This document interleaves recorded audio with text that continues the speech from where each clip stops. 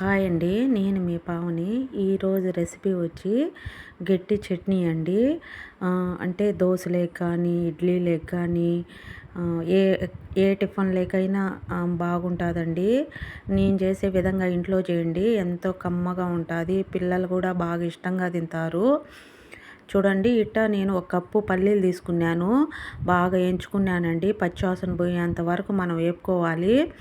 ఇప్పుడు stove off చేసుకొని ఒక కప్పు పుట్నాల పప్పు వేసుకోవాలండి. నేను స్టవ్ ఆఫ్ చేసినాక వేసుకున్నాను.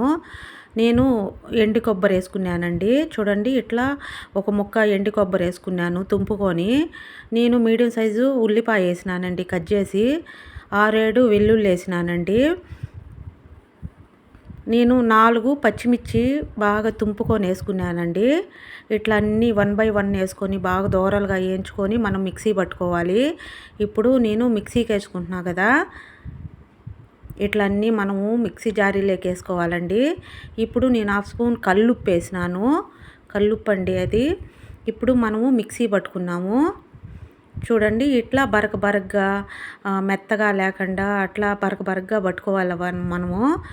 వాటర్ పోసుకొని కొద్దిగా వాటర్ పోసుకొని, ఎక్కువ మెత్తగా మెదుపుకోకొద్దండి. ఇట్లా గట్టిగా రావాలి.